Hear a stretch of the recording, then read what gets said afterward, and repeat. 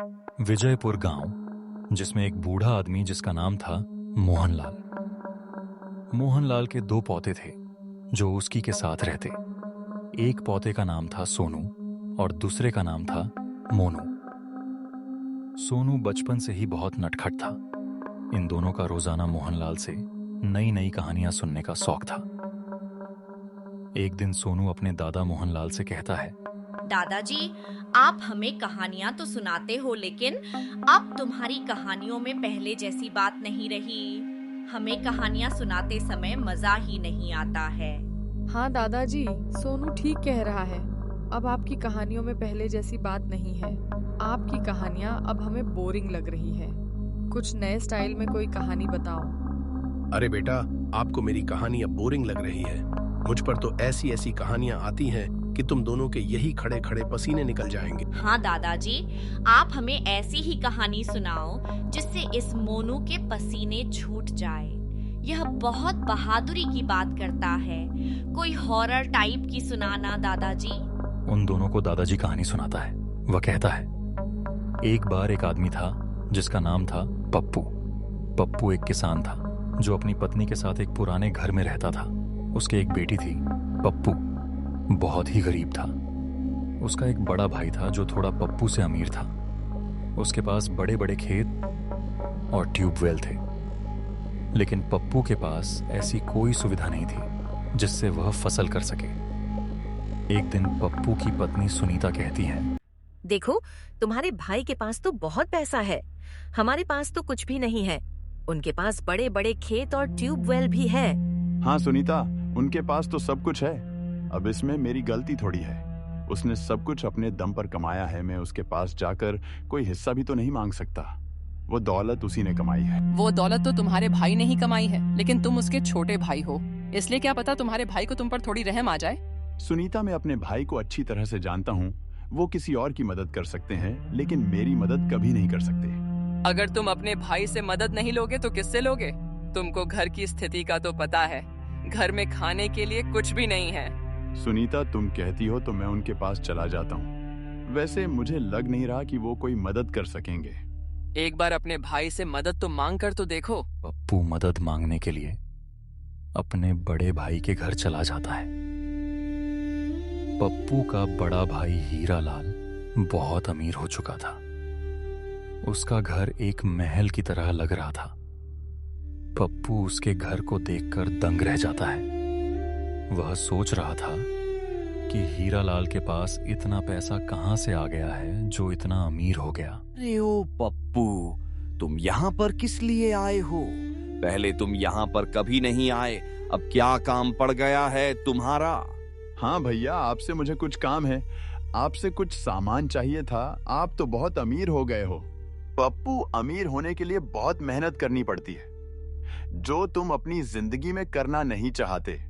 तपती धूप में खेतों में काम किया है मैंने, तब जाकर यहाँ तक पहुंचा हूँ। हाँ भैया, आपने तो बहुत मेहनत की है, तभी तो आपने महलों जैसा घर बना लिया है। हम तो पहले वाले ही कच्चे मकान में रहते हैं। अगर तुम अब से भी अच्छी तरह से खेतों में काम करना शुरू कर दो तो भी अमीर बन सकते हो।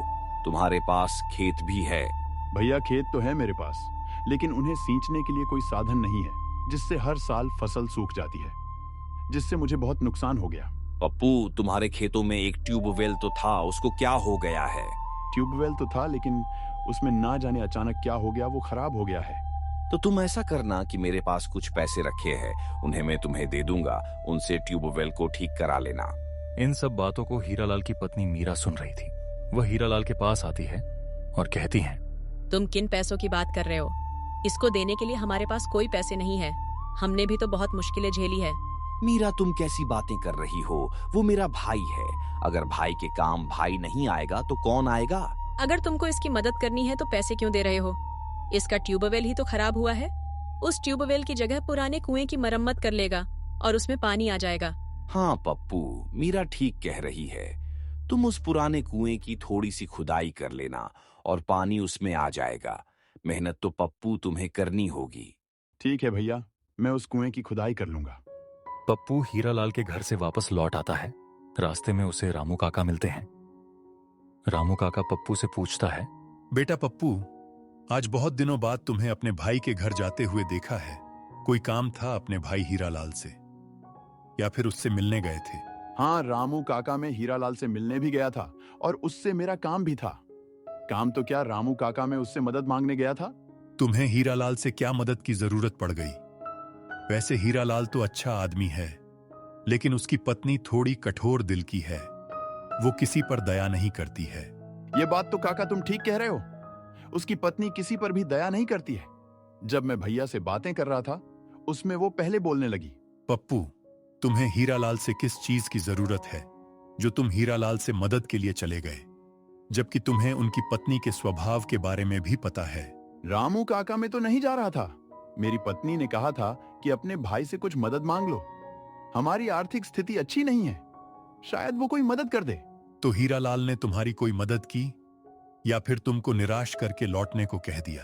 हाँ भैया तो मेरी मदद बहुत कर रहे थे, लेकिन भाभी कुछ मदद करने से पहले आ गई, जिससे उन्होंने मुझे खेत वाले कुएं को दे दिया है। लेकिन पप्पू, उस कुएं में तुम्हारा आधा हिस्सा नहीं है क्या? जो वो तुम्हें उस कुएं को दे रहे हैं, और उस कुएं में तो पानी नहीं है, वो तो सूख चुका है। नहीं रामू काका, मेरा उस कुएं में हिस्सा नहीं है। वो कुआं हीरालाल भैया ने अलग से खुलवाया था। वो उस समय हमसे अलग रहते थे। अब इस कुएं में पानी सूख गया है तो मैं इसे दोबारा खोद लूंगा। ठीक है पप्पू, अगर तुम उस कुएं की खुदाई कर लोगे तो उसमें पानी दोबारा आ जाएगा और तुम अपनी फसल की सिंचाई उसी से कर लेना। हाँ रामू काका, मैं उसकी खुदाई कर दूंगा तो पानी आ जाएगा और खुदाई करने से यह मेरे ही काम आएगा। रामू काका से बातें कर पप्पू वहां से अपने घर के लिए निकल जाता है। रास्ते में चलते चलते सोच रहा था कि कुआं बहुत पुराना है, उसकी खुदाई करने में बहुत खर्चा आएगा, मैं ही इसकी खुदाई कर लूंगा। ऐसे ही सोचते सोचते अपने घर पहुंच जाता है और अपनी पत्नी से कहता है, सुनीता, आज तो मैं बहुत थक गया हूँ। आज तुम अपने भाई हीरालाल के पास गए हो, तुम्हारे भाई हीरालाल ने कोई मदद की या वैसे ही लौटा दिए? हाँ सुनीता, हीरालाल भैया ने मदद तो की, लेकिन वो मदद पैसे या अनाज देकर नहीं की है।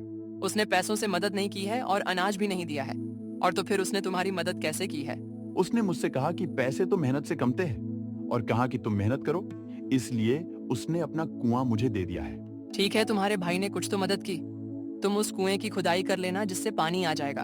हाँ सुनीता, मैं कल जाकर उस कुएं की खुदाई कर लूंगा। मुझे खुदाई के लिए एक मजदूर की आवश्यकता होगी, मैं कल किसी को ले जाऊंगा। दूसरी सुबह पप्पू और एक गांव का मजदूर उस कुएं की खुदाई के लिए चल देते हैं। चलते चलते वह मजदूर पप्पू से पूछता है, पप्पू भैया, जिस कुएं की खुदाई करने जा रहे हैं, यह कुआं तुम्हारा है या हीरालाल वाला कुआं है? तुमको तो पता ही भानु कि मेरा ट्यूबवेल खराब हो गया है और मेरे हिस्से में कुआं नहीं आया था, मेरे हिस्से में ट्यूबवेल आया था। इसका मतलब यह हुआ कि वह कुआं हीरालाल भैया का है। मैं उस कुआं में अंदर नहीं जाऊंगा, वह बहुत पुराना कुआं है। तुम उसमें भीतर मत उतरना, मैं उतरकर कुएं की खुदाई कर लूंगा, तुम ऊपर से मिट्टी को खींच लेना। कुछ देर बाद वे दोनों हीरालाल के कुएं के पास पहुंच जाते हैं। वह कुआं बहुत पुराना था, अब तो वह खंडर में बदल चुका था। उस कुएं में उतरने की किसी की भी हिम्मत नहीं पड़ती है, लेकिन पप्पू को यह कुआं खोदना है। भानु, मैं इस कुएं के अंदर जाता हूं, तुम ऊपर से मिट्टी को खींच लेना। पप्पू उस कुएं के अंदर चला जाता है।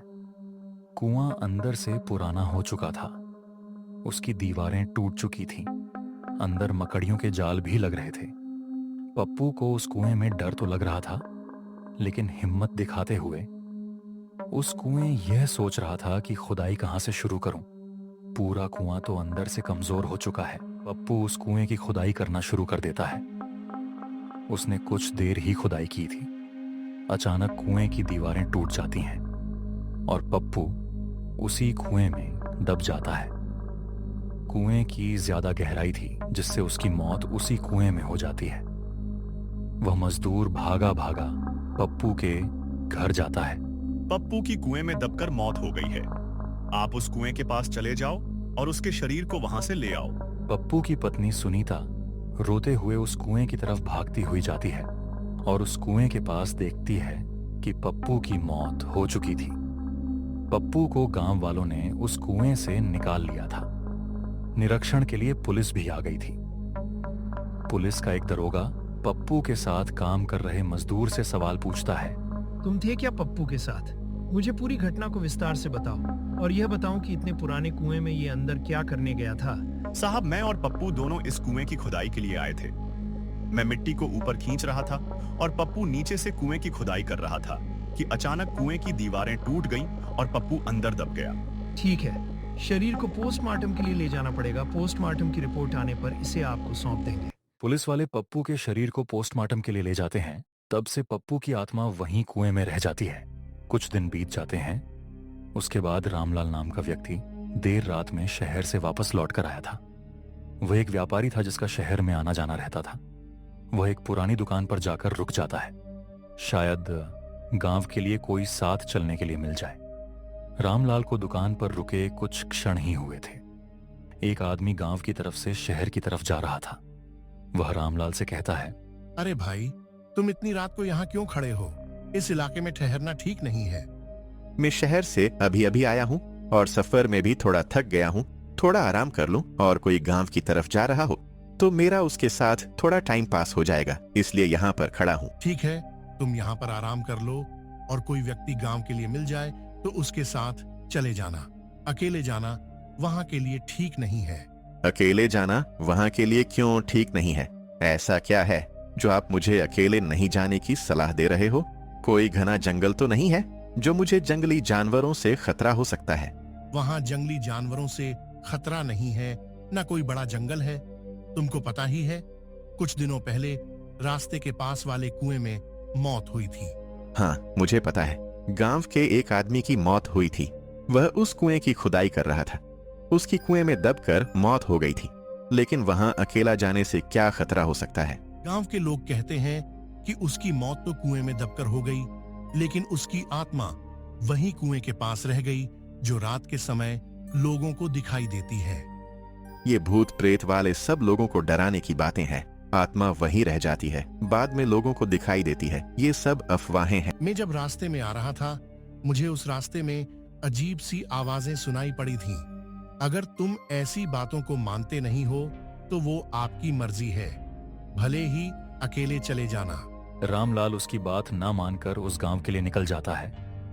वह धीरे धीरे चलता जाता है। रात बहुत हो चुकी थी। तभी अचानक एक आत्मा रामलाल को दिखाई पड़ती है। रामलाल घबरा जाता है और वहां से भागते भागते गांव में पहुंच जाता है। उस दिन रामलाल की जान बच गई थी।